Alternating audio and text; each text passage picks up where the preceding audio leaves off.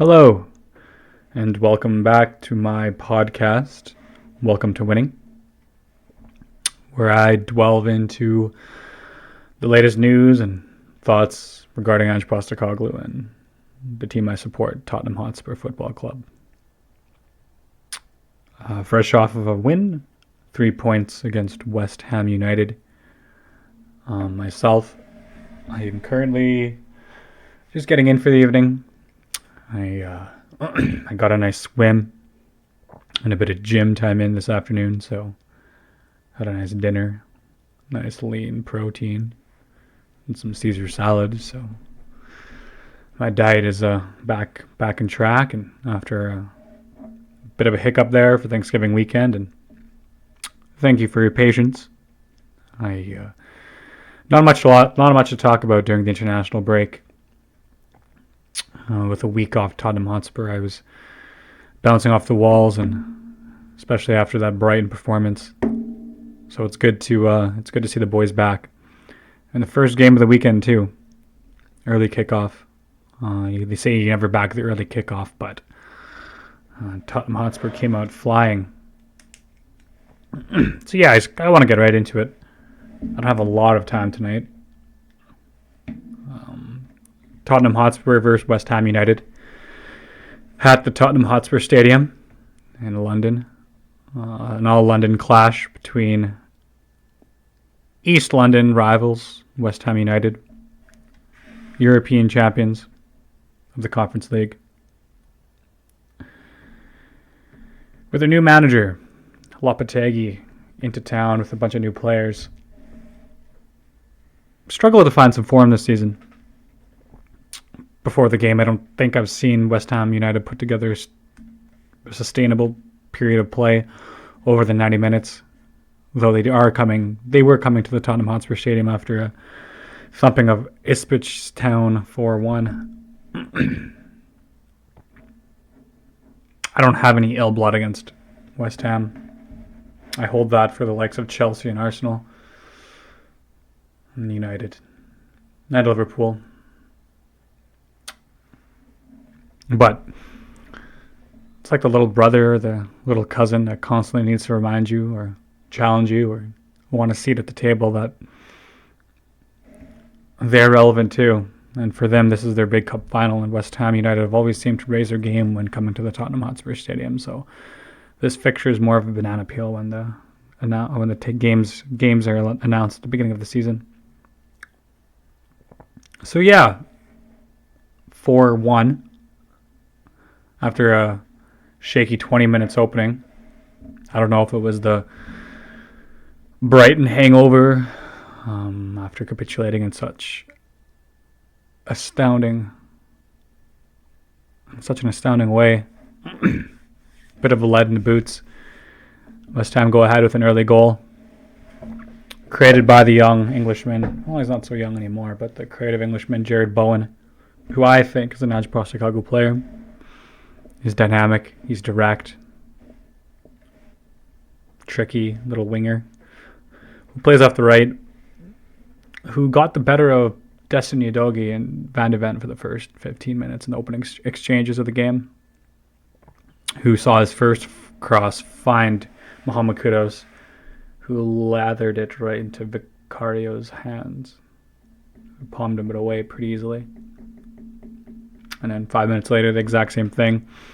This time with a bit more pose and composure in front of goal. Kudos slotted the ball. Bouncing finish. Capitalizing on Tottenham's shaky defensive presence in the opening 15-20 minutes of the game. Tottenham then responded well, adding on to our enormous pressure and corner count. I think we had 14 corners in the first half alone, which is absolutely crazy. I put a bet on, and I think I had 8 or 8.5 over for corners. So that returned definitely. But due to Madison's poor delivery and an overall lackluster emphasis in front of goal, really didn't attack with much not impotence because we were creating the chances, but conviction. Not very much conviction in our final third play. We left wanting. Brendan Johnson flashed a nice volley, fresh off of a 7-goal heater, 6 goals in 6 games. He wanted to make it 7. Flashed a header wide of a nice Destiny Udogie cross. Destiny Udogie.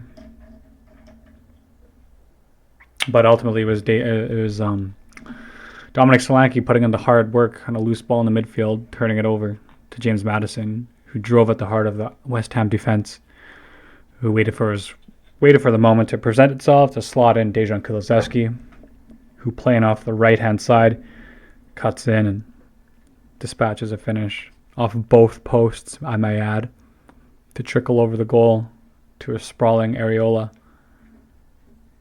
What a game by Dejan Kulusevski. And then Madison was hooked at halftime. Quite a astounding call. We'll get onto that in a little bit here, but Pape Matar Sarr comes on and solidifies that midfield. And with the midfield battle won, it was only a matter of time before we asserted ourselves into the match, which what we did. And then within the 55th minute to about the 65th minute, we went on a 3-goal tear. Just going to jot down that mismanagement by Blopagetti during those times. Mismanagement. Yeah, there was a point during the game where he had 3 subs ready to come on, and it seemed like absolute shambles between the Souček yellow card right in front of the bench to taking about 10 minutes to get 3 players onto the field. It just looked like West Ham had no idea what they were doing, right from the leadership right down to the pitch, ultimately resulting in that period of play where the game got away from them. Basuma goal from a cutback from Destiny Udogie. An own goal created by the pressure put on by Heung-min Son. Pardon me. And then Heung-min Son finishing it off with his own goal after Sarr hits a nice one-time pass, splitting 3 lines of play and setting in Son alone on his 1v1 versus Todibo, who rolling back the years with those step overs, dropping shoulder to shoulder to shoulder to shoulder, and then tucking it away calmly with his left foot. I think there might have been 4 step overs in that play. Absolutely had Todibo on toast, Bambi on ice skates, and seeing the fear in his eyes with each step over, just not knowing how to deal with the Korean. So yeah, let's jump right into our player ratings. I gave Vicario 7. I think he was rather solid that game. I think it was cool to see him in his little hat. Somebody got him a little hat for the second half because he was in the direct sunlight that comes through the Tottenham Hotspur Stadium, as is an open roof concept. So right there in front of the south stands in the second half, he was just full on display under a spotlight. So it was cute to see him in his little Tottenham Hotspur cap, barking orders, looking like a prime machine. I don't think he was at fault for the goal. Looking back at it, I feel like he could have gotten across a bit quicker, kind of go post to post. He was caught up in traffic and he was caught up in the sun. So, but other than that, his handling was good. Made a couple decent point-blank stops. Coming to claim 3 crosses. Were successful on 3, and he connected on all his long passes. So all in all, a pretty standard performance from the Italian. So that's a 7. Pedro Porro, I gave him a 7 as well. I'm going to notice a theme here in these ratings. I have an asterisk next to 7 with a little note saying it can't be higher because of the goal. I think Porro really played a good game. Tottenham Hotspur, in my opinion, the strength in their fullbacks are attacking rather than defending. They love to push forward, they love to invert, they love to overlap, and they love to make a nuisance in that final third and in those half spaces. Some people call it tactical suicide, playing that high up the pitch with only 2 players back recovering. and one of them arguably only with the pace to deal with it with Van de Ven. But when Porro's in that final third creating, he is as good as anyone on his day, maybe rather than Trent Alexander-Arnold in that position. He's quick, he's dynamic, he's got a hell of a right foot, and he can cross. His cross is like a hot knife through butter. A couple shots from distance, forcing Areola into a decent save. His passion's infectious in the front third, and it kind of gives some of the pressure off Brennan Johnson and creating on that right-hand side. I don't have his passing stats, but he made a nuisance of himself. But he was found wanting on defense at the back post. Should have tracked his man better. He had 2 men to mark. If you noticed, we'll talk about Madison in a bit here, but he did have to mark Souček and Kudos when that ball was cutting across from Jared Bowen. So it was on his side. He does have to be marked down for that. So a 7's fair in my opinion. Christian Romero, 7. I was quite critical of Romero last game. A bit reactionary after bottling that game. I thought the onus came onto him as our leadership and our captain on the day. But there's a typical Romero performance when he's on it. Aggressive. He's almost playing as a number 6 when the ball's being pinned in the opposition's half. His range of passing, his vision, his ability to carry the ball through the lines, and his calmness to play out of the back as well on the transition to help us hit teams on the transition. Great. So a standard 7. Van de Ven, 7.5. Marked him up 0.5 just for that shoulder-to-shoulder exchange against Antonio. Mikel Antonio, for those Spurs fans who know, and those of you who follow Tottenham or West Ham know that Mikel Antonio has been a thorn in our side ever since he first came to the Tottenham Hotspur Stadium. And he did that gyrating pelvic celebration after scoring the first goal at the Tottenham Hotspur Stadium. Yes, it wasn't a Tottenham Hotspur player scoring first at the Tottenham Hotspur Stadium in the league. It was Mikel Antonio. He's always given us problems. He's always raised his game, and even though he is older and he's well past his prime, he still possesses a not tall, but a big, broad frame, and he makes a handful of himself for those defenders. But he made the mistake of picking the ball up on the halfway line and trying to outpace Van de Ven, who just effortlessly matched him the whole way. And then just outside the 6-yard, 18-yard box, he tried to cut in and just run past Van de Ven, which Van de Ven just said nope, dropped his shoulder and sent the Jamaican a good 15 yards with a nice shoulder check and sent him into the boards. So yeah, Van de Ven was solid. He didn't have to rely on his pace too much. He's improving with his passing out of the back. He's more direct. He's no longer making the one-player passes. He's passing through the lines. There's a pass that stands out to me where he split the right wing and the right midfield and hit Sonny on the transition on the deck.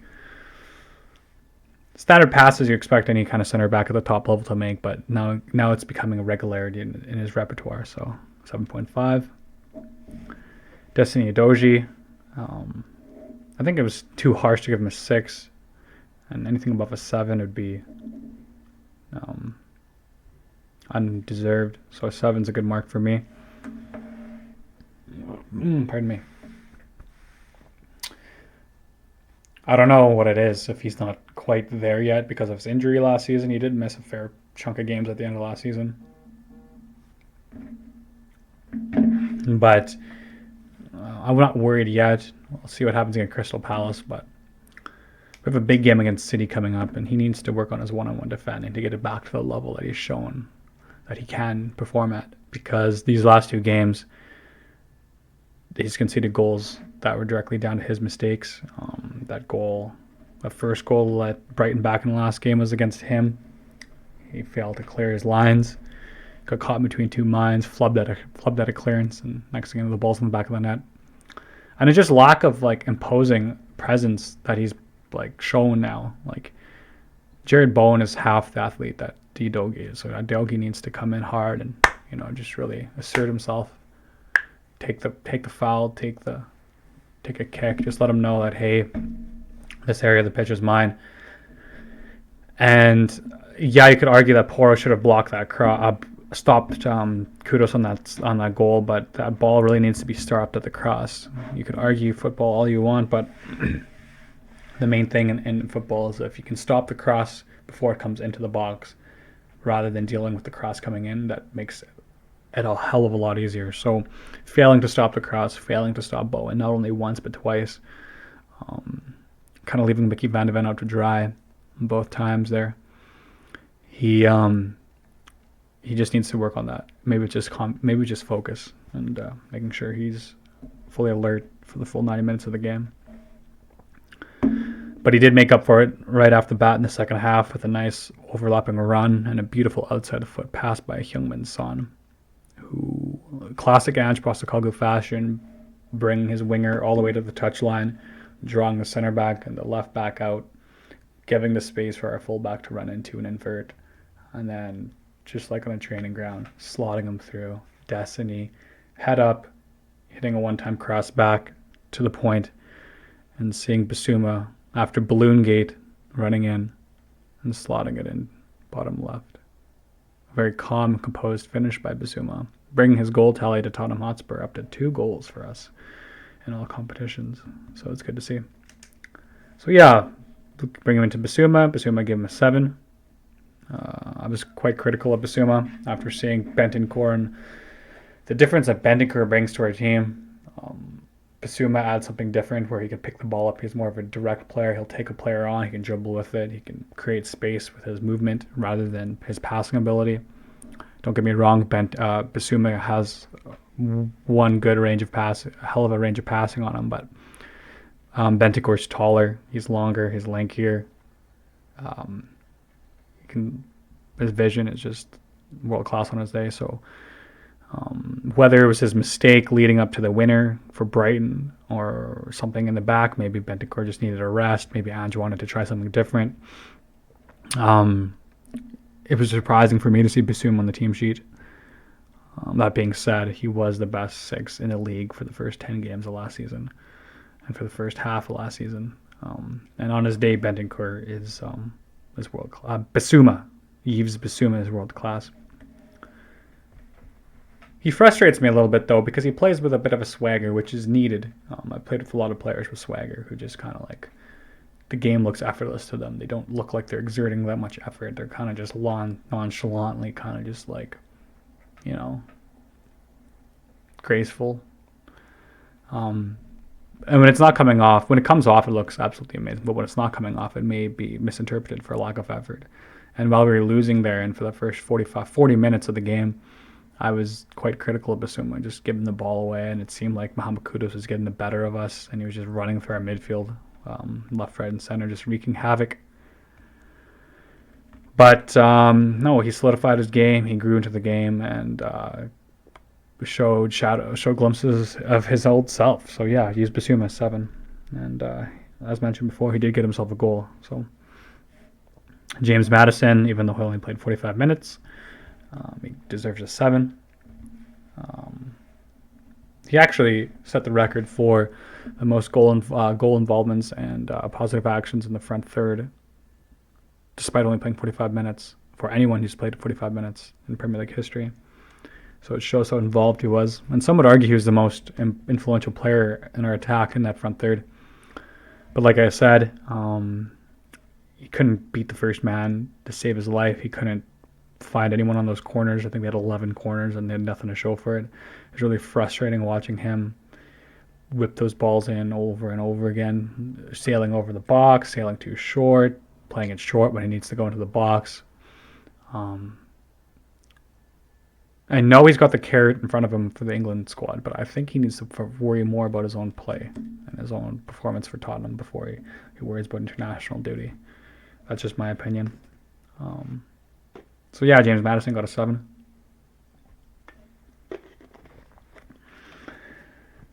Dejan Kulusevski, I gave him a 9. Without giving anything away, he was one of the better players on the pitch. I'll be honest with you guys, I wasn't too sure about Kulusevski. When he first came in, he started like a barn on fire. I think he scored 4 and 4 under Conte, playing off that right hand side.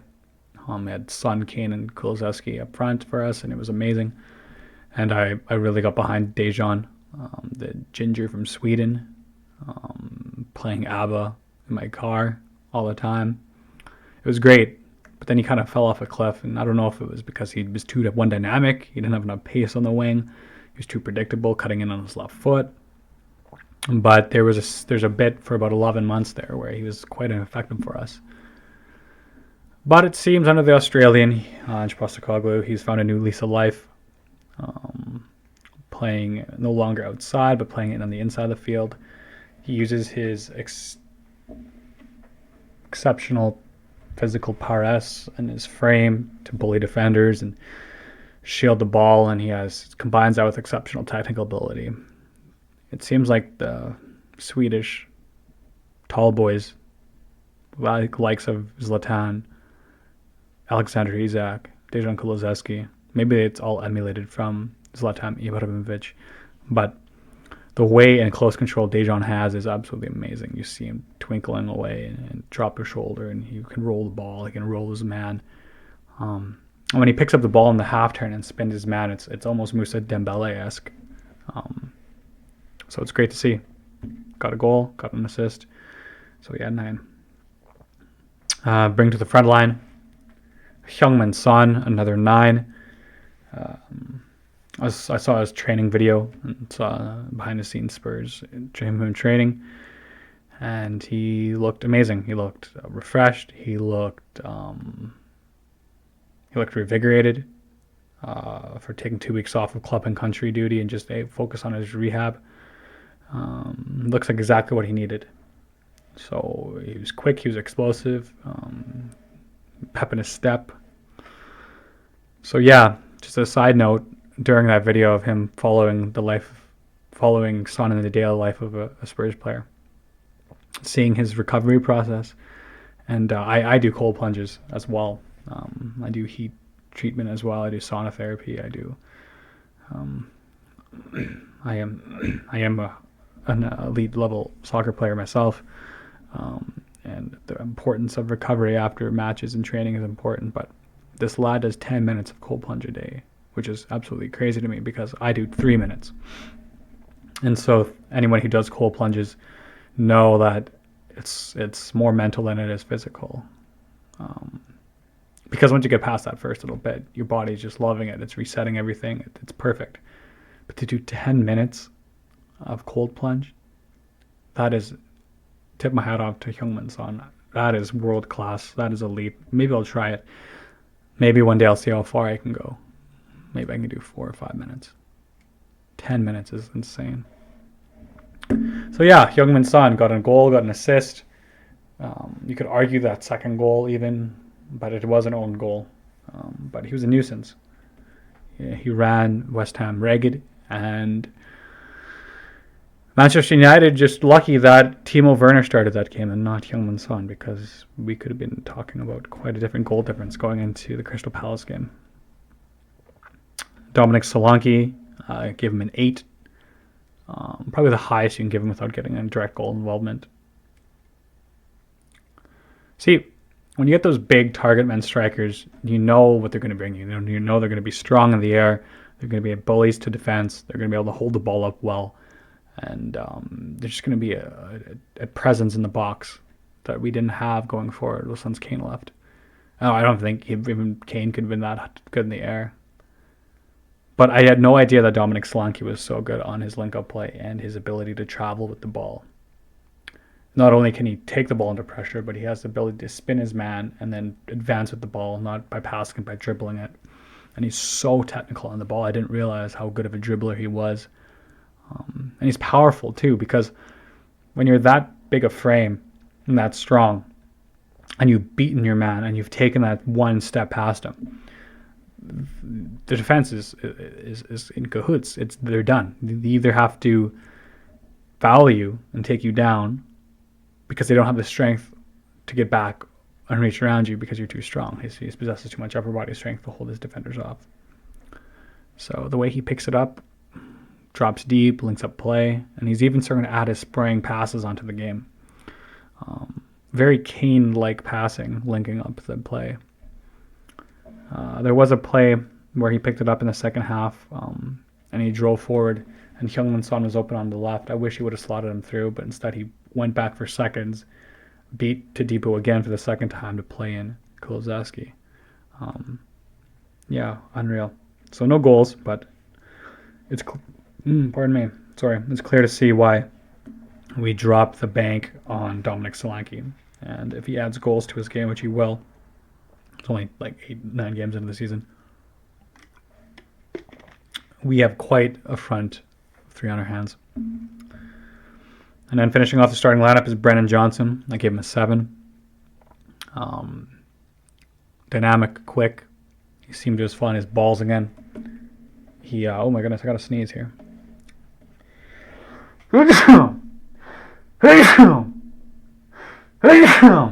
Yikes. I'm not gonna edit that out. I don't want to spend hours editing tonight. Brennan Johnson, 7. Hey, he's dynamic and he's quick and he seems to find his swagger back. Taking on his man, ripping a shot on a half volley that was almost Gareth Bale-esque from an acute angle, maybe 3 feet off the front post, almost put a top bins on across the goal there. Had Emerson. It was a good battle watching him and Emerson that whole game. I heard from West Ham fans that Emerson is West Ham's best player of the season. So to see that dynamic, and also to bounce back from a rash tackle from Emerson in the first half, where it was quite cynical, just leaves his studs on top of his ankle, just boom. Quite painful one, but he bounced back from it and he didn't shy away. And though he didn't continue his goal scoring streak, it's nice to see a confident Brennan on the wing. Subs, I'm only going to do Papa Matasar because he came in at halftime. Give him a 7 as well. Slow start to the season for Sarr, but scoring goals in the Europa League, scoring goals in the Cup. Yeah. Our Sarr boy was amazing. Got an assist for Son's goal. Broke up the play lots, linked up the play well. Just the bundle of energy in that second half that we needed in the midfield there. Covers every blade of grass. He's deceivingly strong. He's a quite tall, lanky, skinny guy, but he's strong on the tackle, and he's got to be a handful to play against. Because you think you've beaten the midfield, and you have some open space to play into, and next thing you know, Sarr, just like a mosquito, just come flying in, and if he doesn't win the ball, he's just going to force it backwards, and that's arguably all you have to do in the midfield. So, Sarr, I give him a 7. Yeah. So, talked about the goal and the Madison sub. Man of the match. I gave man of the match. Here's the thing. I gave man of the match to Muhammed Kudos of West Ham United originally. I had him down. I even had him on my transfer list for a second there. What a player. Like, from about minute 5 to about minute 55, the guy was untouchable. I heard the commentators say this one thing where it's like, he seems like a clumsy dribbler where he takes one touch too many and you think he's lost it, but then all of a sudden he's going to bring it right back into control. And I think that's his style of dribbling. It's almost like that act of war. It's like appear weak and strike when the opponent thinks you're weak or something like that. It's like always appear weak, but you're strong. I don't know. I don't know if it's deception. I don't know what it is, but he's quite a dribbler, and he's direct. He's strong. He's fast. He's got a good shot on him. He's got a good eye for goal. He's got a football intelligence in the final third. Nobody could stop him for Tottenham. Nobody. Romero couldn't. Skipped by Basuma. Basuma did get a tackle on him in the first half, stopping a transition at the end of the half there. But he would just dribble through us for fun, and then turn his head back and try and dribble through us again. And we couldn't stop him. There was one point where we had 3 guys on him. Madison, Poro. It was Kulu, Poro, and Bissouma. It was on the right-hand side. And he just got through us all, and he dribbled right through. And him and Bowen were really giving us a lot of problems. And so it's clear to see why Ange brought in Madison, took off Madison and brought on Sarr, because if your fullback gets beat that high up the pitch while they're inverted, let's say we're playing off the left-hand side here, our left hand, West Ham's right, and Bowen has the ball, and he's beaten he's beaten Udogie on the ball. That's okay, because the system dictates that that left center mid, the left attacking 10, can come in and help and slow it down. But if our left attacking mid is Madison with no like defensive ability when it comes to like putting your body on the line and winning that ball back, and don't get me wrong, James Madison is good at a lot of things, but he's not a ball winning center mid, and he's not a destroyer. He's not a box to box intercepting. His talents lie in the attacking side of the game, and that's okay to have. But this was a problem for us, and so it was clear to see Ange didn't want to wait any longer. Maybe he didn't want another Brighton on his hands, and he brought on Sarr, and he cleaned up the game well. So, like, Muhammed Kudos, though, unreal player. His impact that he had in the game, his goal involvements, kind of for a while there. See, I thought Lucas Paqueta was supposed to be that player for West Ham. I've heard nothing but praise for Lucas Paqueta, where, he's a world-class number 10. He can play for any team in the league, in the world. It's not going to be long before the Arsenal comes in for him. It's not going to be long before City come in for him. And he could lace boots at Real Madrid. And Lucas Paqueta is phenom. Absolute phenom. I didn't see it. Right from the kickoff, very first play of the game, Dejan leaves him in a heap on the ground. Just ran through the back of him, just let him know that, hey, it's gonna be a rough game. He never bounced back from that. Maybe he got himself a knock. He was shy on the tackle. He was shy on his balls. He overthrew Ayo. He overthought his play. He's like a Giovanni Lo Celso. Almost a passenger. And don't get me wrong, Giovanni Lo Celso was a world-class player for Argentina, but for Spurs, he was always a passenger. He had rarely had a handful of games where he actually took the game by the scruff and actually dictated tempo and what you're supposed to do as a creative player. But Lucas Paqueta just to me, all he had was an overgrown haircut that he needed a trim, and he looked kind of goofy in that West Ham jersey, to be honest, that Umbro kit. But no, Muhammed Kudos was the player for West Ham, and up until that moment of madness, for me, he was the man of the match. But for me, it's Kulusevski. 29 out of 35 passes completed, 83%. He's the first in Europe for progressive dribbles, first in Europe for passes into the final third, first in Europe for chances created and take-ons in the final third, and first in Europe for distance covered by an attacking player in the final third. So it kind of just shows the levels of what we have with the likes of that ginger from Sweden. Absolute star in the making, and he's only 24 years old. So, let that be into. This is off topic, but also we've conceded one more goal than Arsenal, which is crazy because Arsenal are supposed to be this renowned world football club that's changing the philosophy of how they play offensively and defensively, and are supposed to be the benchmark and the pinnacle behind Pep Guardiola, but somehow we've outscored them and have a goal difference of one goal less than them. So I don't understand how that works. Let that be for you statisticians out there. But 19 goals scored in the league. We're the highest scoring team in the league right now. So it seems only about time before we start climbing the table if we keep it up. So let's talk about that moment of badness. I heard beforehand that Kudos was frustrated with his time at West Ham, being a player, still playing the game at quite a decent level. It is frustrating when your coach and your club shows you disrespect.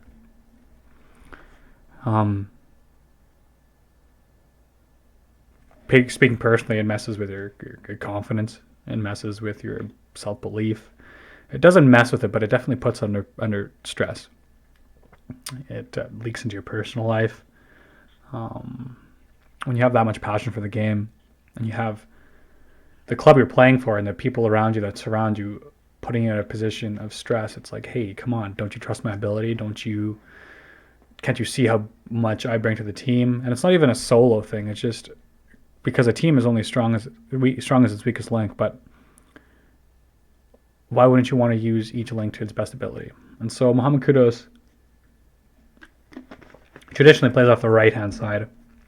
And I guess he's been frustrated with his lack of minutes on the left, his lack of minutes on the right. Jared Bowen has kind of cemented that position down on the right. So kind of leaving Kudos to play centrally and on the left. And with a new coach, new system, it's a lot of questions need to be asked. Winless in their games up until the Ipswich game.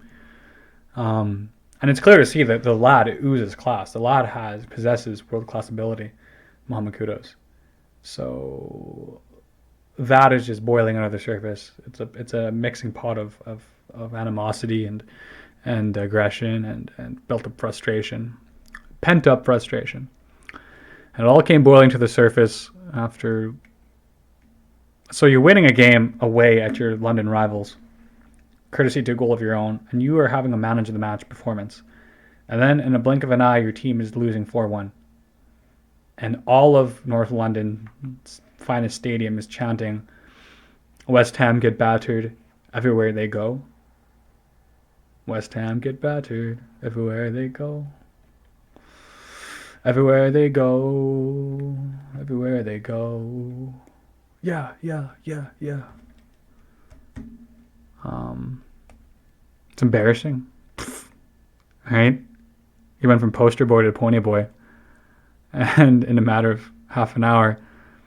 And then you have the likes of Mickey Van de Ven just breathing down your neck and winning the ball back from you, because all you have to do is beat Mickey Van de Ven and through on goal, and you could bring a goal back. But Mickey Van de Ven got in front of him, put his shields up, earned the foul, and Kudos just kept running. And I've done it too as a player when I've lost my head, where I've kicked the ball at a player down, or unfortunately I've trodden on a player.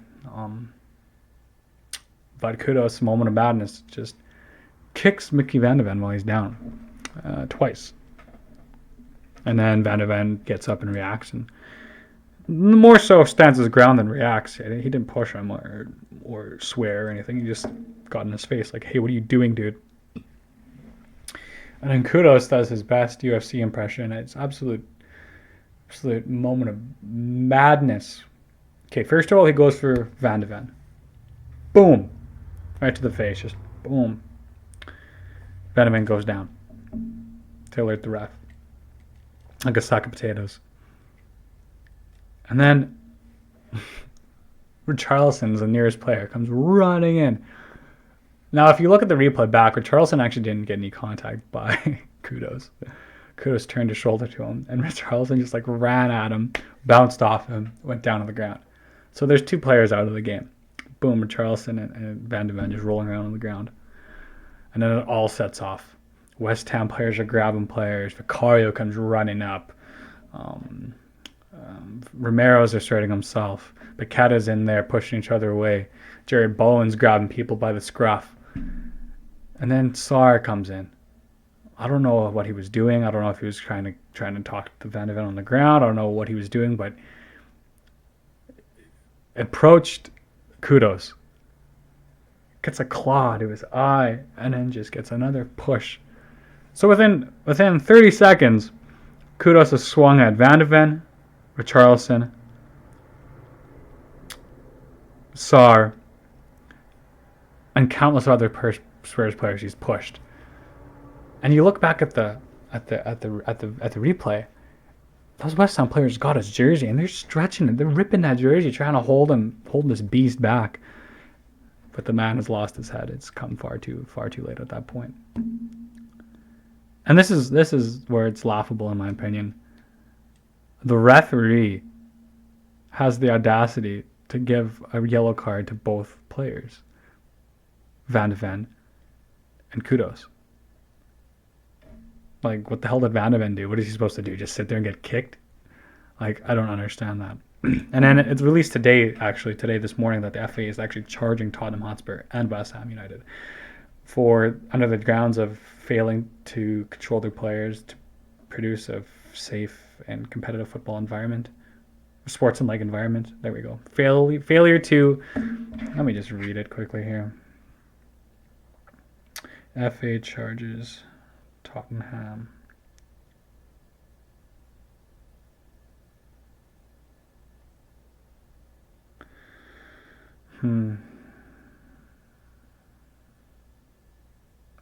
Both clubs have been charged. Spurs with failing to ensure their players did not behave in an improper or provocative way around the red card incident. So it's like we provoked that red card incident.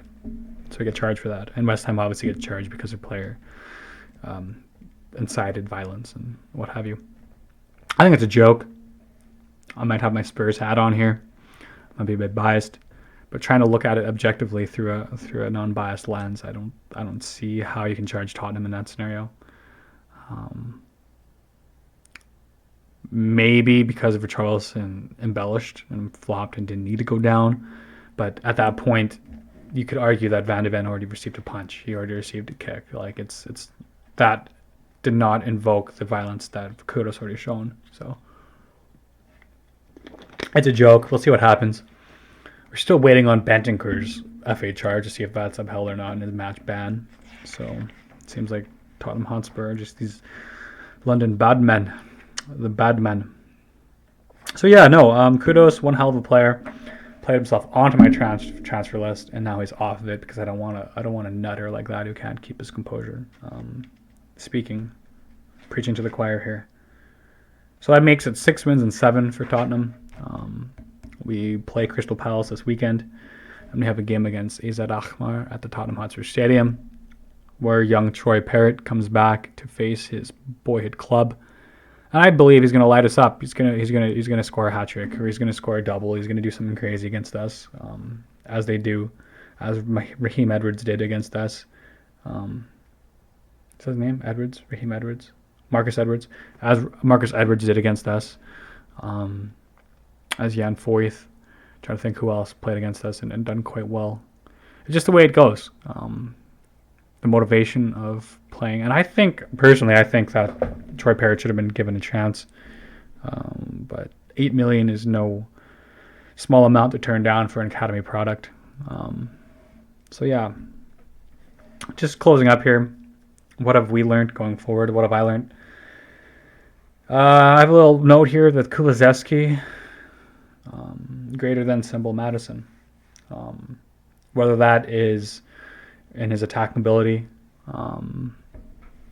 his technical ability, his effort, his work rate, his distance covered, his grounds covered, the ability he shows to win possession back, and his big physical frame. Dejan Kulusevski has eclipsed James Madison in this early part of the season and is playing himself into undroppable form, which is very unfortunate for the Englishman, because I have always rated James Madison. I've always held James Madison in high regard. I think on his day, James Madison is world class. I still don't think he's found his best position in football, because he plays off the right for Leicester and he's unreal. He plays off the middle for Tottenham. He's unreal.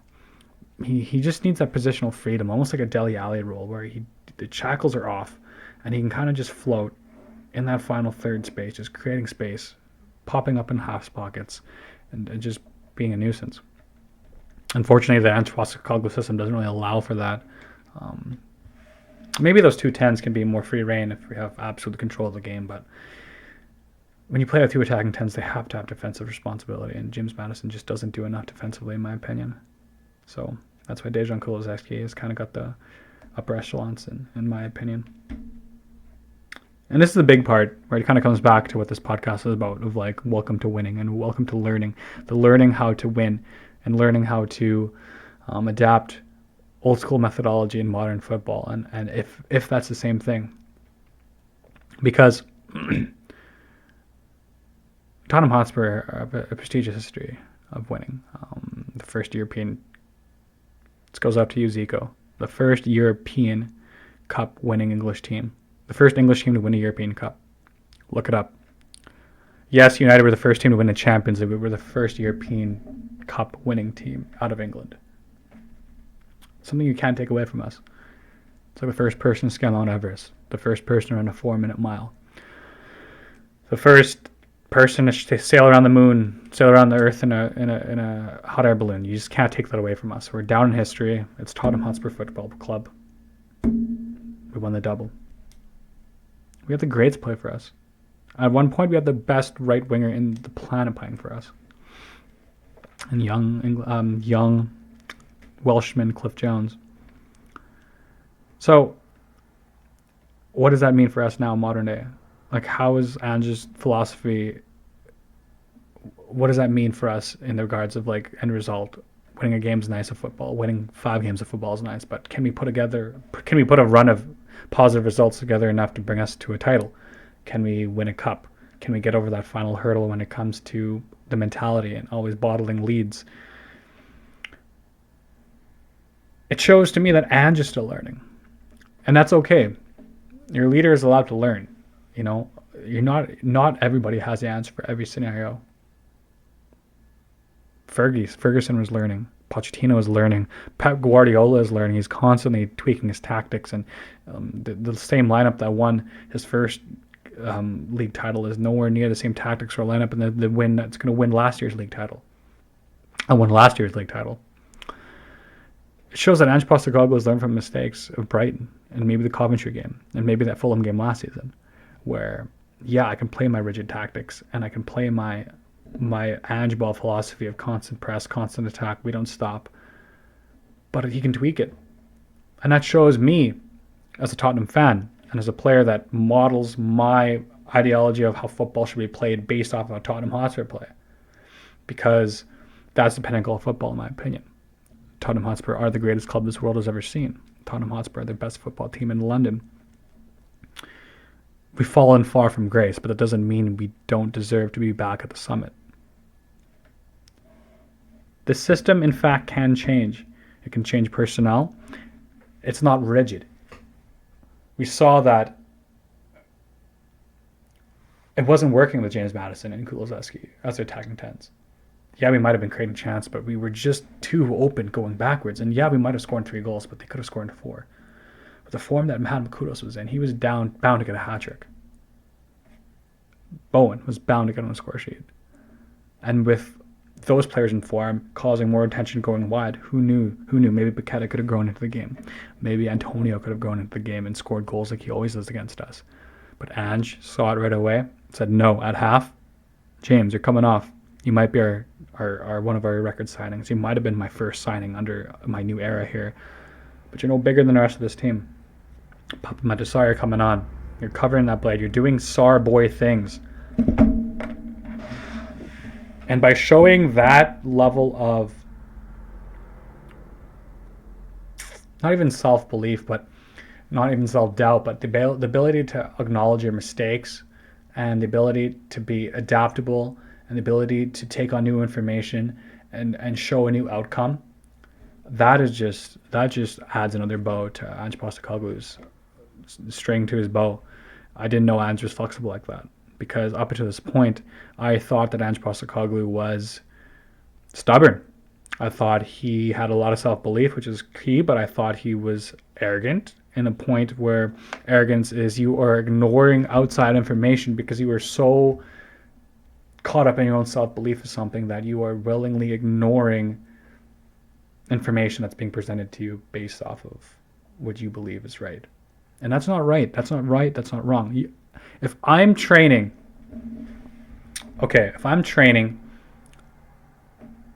5 days a week and I'm only drinking 2 liters of water, and somebody's like, hey man, you're supposed to be drinking 3.7 liters of water, and I'm ignoring that, like, hey, no, I'm not. No, it's 2 liters of water a day, but I'm getting injuries, I'm starting to become dehydrated, etc., etc. I'm ignoring that new set of information coming in to better myself. I'm just causing myself harm. And I was very scared that Ange Postecoglou was just worrying about his philosophy, his own pride. But no, he's shown to the world of football that he is adaptable. He can change. And there are good things on the horizon for Tottenham Hotspur Football Club. So yeah, I don't want to ramble on too much. I kind of said everything I needed to say. Big up Kudos. Big up Kulovzeski. Big up the boys. I missed the call-in show today on the Irish Hotspur, so I'm sorry about that, Dave and Jack. I was really tired this morning. I had a lot of stuff on the mind. Going through my own kind of transition right now anyway. So I guess our next match is AZ Alkmaar. I'm predicting a routine 3-1 win at the Tottenham Hotspur Stadium. Troy Parrott will get a goal in his return. I think James Maddison's going to start and get a goal. Timo Werner's going to get a goal. I didn't even touch on Timo Werner. We'll see what happens after Crystal Palace. And I think a defenseman, maybe a Radu Jagusin header. Then we got Crystal Palace on the weekend. Another routine 3 points. We got to keep this positive momentum going. Because let's take a quick glance at the table here before I sign out. Let's see what the table's looking like. Premier League table. So we're sitting 7th. Man City, after that game, 1 goal ahead. Same amount conceded. So yeah, goal difference of 10. We're difference of 9. We've only conceded 1 more than Arsenal. Sitting on 13 points. 8 off the top. 4 off of top 4. And we play Aston Villa next month. So yeah, positive things to look forward to as Tottenham Hotspur fans. Future's bright. The future's lily white. I don't know if I have time to do it now. I have 51 minutes. Yeah, I'm not going to do it now. But if you have any questions or things you want me to talk about, drop it in the comments below. You can find me on Instagram. I'm in the middle of kind of like deactivating, and I'm still flipping a coin if I'm going to like keep going on Instagram or not, and Facebook, and the great tools to stay involved with the modern world. But I, like Brendan Johnson, I just don't need to be distracted by the constant scrolling of social media. I'm always on my phone when I don't need to be. We're putting more time into this. We're putting more time into my book I'm writing. I could be putting more time into my training. But yeah, if you want to get involved with me, just give me a subscribe, drop a comment or a question underneath, and I'll be happy to answer it at the end of next episode. It helps build a connection, helps you learn me, helps me learn you, and I'm really looking forward to it. So that's about it. So thanks a lot. I'll see you guys after Crystal Palace, and again, thanks for the patience. Not much to talk about during an international break, so come on, you Spurs. Love you all. Bye-bye.